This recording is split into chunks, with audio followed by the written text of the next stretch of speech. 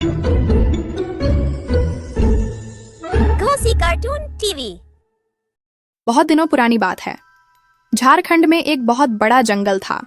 उस जंगल में एक शेर और एक शेरनी रहा करते थे। शेर जंगल का राजा था और वह बहुत ही न्यायप्रिय था। अगर जंगल के कोई जानवर कोई समस्या लेकर उनके सामने आते थे तो शेर राज उन समस्या का अच्छी तरह से हल निकालते थे। जंगल के सारे जानवर इसी वजह से अपने राजा को बहुत पसंद करते थे। एक दिन शेर राज अपनी पत्नी शेरनी के साथ गुफा के सामने बैठे थे। तभी वहां पर एक खरगोश और बंदर आया। महाराज, मुझे इस चिंटू बंदर के खिलाफ आपके पास शिकायत करनी है। इस बंदर ने तो हमारे नाक में दम करके रखा है। हम बहुत परेशान हैं। नाक में दम करके रखा है? मतलब क्या किया है इस बंदर ने? महाराज, मैं अपने बच्चों के साथ बैठकर गाजर खा रही थी। तभी यह बंदर वहां पर आया और हमारा गाजर छीन लिया। फिर वो पेड़ के ऊपर चढ़कर सारा गाजर खा लिया। यह सिर्फ आज ही नहीं, हर रोज ऐसा करता है और हम सब भूखे रहते हैं। आप कुछ कीजिए महाराज, हम सब बहुत परेशान हैं। महाराज, मुझे माफ कर दीजिए। मैं ऐसा काम दोबारा नहीं करूंगा। माफ कर दीजिए। तुमने जो काम किया है ये बिल्कुल अच्छा नहीं किया है। तुम सजा के हकदार हो। आज से अगले 1 महीने तक तुम खरगोश और उसके बच्चों के लिए हर रोज गाजर का इंतजाम करोगे। और अगर खरगोश ने बताया कि तुमने सही समय पर गाजर लाकर नहीं दी तो तुमको मौत का सजा सुनाया जाएगा। हाँ महाराज, आप जैसा कह रहे हैं मैं वैसा ही करूंगा। शेरराज इसी तरह से न्याय करता था और इस वजह से जंगल के सारे जानवर उसको बहुत पसंद करते थे। एक दिन शेर और शेरनी गुफा के अंदर बैठकर आपस में बात कर रहे थे। दोनों बहुत ही परेशान थे। महाराज, आप इतने दयावान और न्यायप्रिय राजा हैं, फिर भी भगवान ने हम दोनों को निसंतान क्यों रखा है? आज तक हमने तो कोई गलत काम नहीं किया है। यह ऊपर वाले का दान है और ऊपर वाले का दान तो ऊपर वाला ही जानते हैं। हम और तुम भला क्या अंदाजा कर सकते हैं? तुम दुखी मत हो शेरनी महारानी। इस तरह दिन गुजरता रहा, लेकिन शेरनी महारानी हर वक्त चिंता में डूबी रहती थी। शेरनी को देखकर शेरराज भी बहुत दुखी था। एक दिन शेरराज शेरनी के पास आया और बताया, शेरनी, मैं जंगल से एक खबर लाया हूँ। हमारे जंगल के उत्तर दिशा में एक बरगद के पेड़ के नीचे एक साधु बाबा रहते हैं। वो बाबा अंतर्यामी है। मैं उनके पास जा रहा हूँ। मुझे लगता है उनके पास हमारे परेशानी का कोई ना कोई हल जरूर होगा। तुम बिल्कुल चिंता मत करो। ठीक है, मैं जा रहा हूँ। महाराज, मैं भी आपके साथ जाना चाहती हूँ। मुझे भी ले चलिए आपके साथ। मैं उनके पैर पकड़कर एक संतान की भीख मांगूंगी। नहीं महारानी, वो रास्ता बहुत दूर है। तुम नहीं जा पाओगी। तुम घर में ही रहो। यह कहकर शेर महाराज साधु बाबा के तलाश में जंगल के उत्तर दिशा की तरफ चला जाता है और शेरनी महारानी ने जंगल का शासन संभाल ली है और शेर राजा की तरह ही न्याय देने लगी। अगले दिन शेरनी महारानी गुफा के बाहर बैठी थी। तभी वहां पर एक माँ हिरनी आती है और रो रो कर सैनी महारानी से कहती है, महारानी, मैं बहुत मुसीबत में हूँ। मुझे इस मुसीबत से बचाइए महारानी। क्या हुआ है तुम्हें? कहाँ से आ रही हो तुम? तुम्हें तो इस जंगल में पहले नहीं देखा। हाँ महारानी, मैं इस जंगल के नहीं हूँ। मैं पास के जंगल से आई हूँ। आज सुबह से मेरे बेटे की तबीयत बहुत खराब है। बंदर वैद्य ने बताया है कि उसे आपके जंगल में उगने वाली नीले फूल की जड़ी बूटी खिलानी पड़ेगी। उसके बाद ही मेरे बेटे की जान बचाई जा सकती है। क्या आप मुझे वो फूल देंगे महारानी? मना मत कीजिए महारानी। मानती हूँ कि मैं इस जंगल के नहीं हूँ, लेकिन मेरे बेटे की जान खतरे में है। मुझे वो फूल लेने दीजिए महारानी, नहीं तो मैं अपने बेटे की जान नहीं बचा पाऊंगी। उसके अलावा इस दुनिया में मेरा और कोई नहीं है। ठीक है, मना क्यों करूंगी। तुम हमारे जंगल से उस जड़ी बूटी को ले जा सकती हो। महारानी, वो जड़ी बूटी काली पहाड़ी पर मिलेगी, लेकिन मुझे आपके जंगल के बारे में कुछ नहीं पता। महारानी, अगर आप अपने जंगल के किसी जानवरों को हुक्म दे दें तो वह मुझे मेरी जड़ी बूटी ढूंढने में मदद कर देंगे और जल्दी ही जड़ी बूटी मिल जाएगी। दया कीजिए महारानी, दया कीजिए। क्या तुम्हारे एक बच्चे को बचाने के लिए हम अपने किसी सैनिक को तुम्हारे साथ भेजकर हमारे जंगल का शासन कार्य नहीं रोक सकते? तुम खुद ही ढूंढ लो। इस बारे में हम तुम्हारी कोई मदद नहीं कर सकते।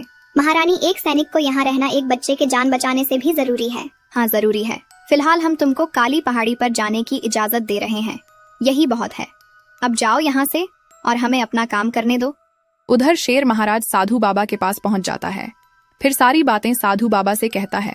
सारी बात सुनकर साधु बाबा कहते हैं, शेरराज, तुम एक दयालु और न्यायप्रिय राजा हो, इसलिए मैं तुम्हारी मनोकामना पूरी करूंगा। तुमको अवश्य संतान प्राप्ति का सुख मिलेगा।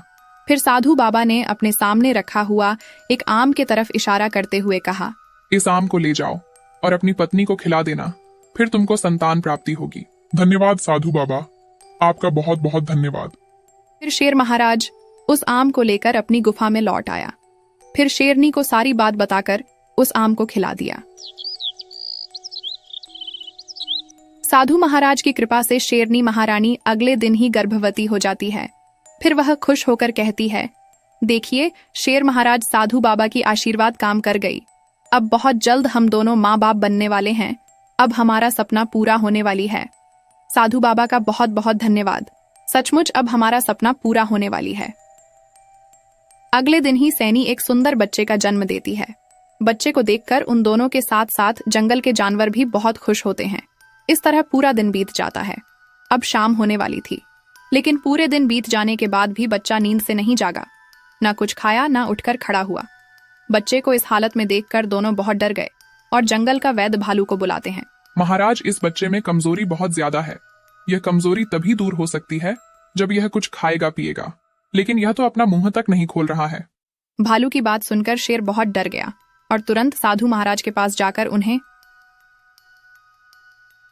अपने गुफा में बुलाकर लाया। बच्चे को देखकर साधु बाबा कहते हैं, आज तक ऐसा कभी भी नहीं हुआ है कि मेरी आशीर्वाद अच्छा काम ना किया हो। ऊपर से तुम एक न्यायप्रिय राजा हो, तो फिर तुम्हारा बच्चा ऐसा कमजोर कैसे हो सकता है? मुझे तो कुछ समझ नहीं आ रहा साधु बाबा, हमने क्या गलत किया है? तुम दोनों कुछ याद करने की कोशिश करो। क्या तुमने कुछ ऐसा किया है जो ठीक नहीं था? किसी के साथ नाइंसाफी की है या किसी को कष्ट पहुंचाया है? तभी शेरनी ने अपने दिमाग पर जोर दिया। फिर कुछ देर बाद कही, हाँ, कुछ दिन पहले मेरे पास एक हिरणी माँ आई थी। उसके बच्चे का तबीयत खराब था। वो मुझसे मदद लेने मेरे पास आई थी, लेकिन मैंने उसकी कोई मदद नहीं की और उसे यहाँ से भगा दिया। उसकी बात सुनकर साधु बाबा क्रोधित होकर कहते हैं, जब तुम किसी दूसरी माँ का दर्द नहीं समझ सकती, तो ऊपर वाला तुमको माँ बनने की खुशी कैसे दे सकता है? जिस तरह तुमको अपने बच्चे का हालत देखकर दुख हो रहा है, वही उस बेचारी को भी हो रहा था। तुमको उसकी मदद करनी चाहिए थी, मगर तुमने ऐसा नहीं किया। बहुत गलत किया है तुमने। हाँ साधु बाबा, मैं माँ बनने के लायक नहीं हूँ, क्योंकि मैं उस बेचारी माँ का दर्द नहीं समझा। लेकिन अब मैं जा रही हूँ उसकी मदद करने। उसके बच्चे को बचाने के लिए मैं पूरी मदद करूंगी। यह कहकर शेरनी दौड़ती हुई उस काली पहाड़ी की तरफ जाती है। शेरनी ने बहुत जल्द काली पहाड़ी के नीचे पहुंच जाती है और वहां जाकर देखती है कि हिरनी माँ एक पेड़ के नीचे छुपकर खड़ी है, क्योंकि काली पहाड़ी के ऊपर चढ़ने वाले रास्ते में 2 लकड़बाघा बैठे थे।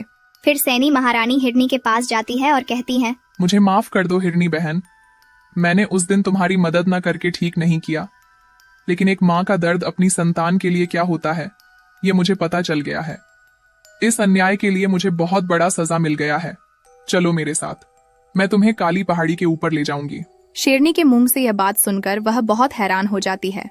फिर उसके साथ आगे बढ़ती है। उधर हिरनी को देखकर दोनों लक्कड़बाघे के मुंह से पानी टपकने लगते हैं। अरे भाई देखो, एक हिरनी हमारी तरफ आ रही है। इसका मांस बहुत स्वादिष्ट होगा। हाँ भाई, मैं भी देख रहा हूँ, चलो इसका शिकार करते हैं। तभी शेरनी महारानी हिरनी को लेकर उनके सामने पहुंचती है और कहती है, हाँ, सिर्फ हिरनी नजर आ रही है और उसके साथ शेरनी महारानी नजर नहीं आ रही है ना? हाँ हाँ महारानी, आप भी हैं, मगर एक हिरनी के साथ कहिए महारानी, कैसे आना हुआ? सुनो, इस हिरनी के बच्चे की तबीयत बहुत खराब है। हमें जल्द ही उसको बचाने के लिए नीले फूल वाले पौधे की जड़ी बूटी चाहिए। हमें जल्द ही वहाँ पर ले चलो। हाँ हाँ महारानी, आप हमारे साथ आइए, हम आपको फूल बगीचे में ले चलते हैं। फिर दोनों लक्कड़बाघे ने हिरनीमा और सैनी को काली पहाड़ी के फूल बगीचे में ले जाते हैं।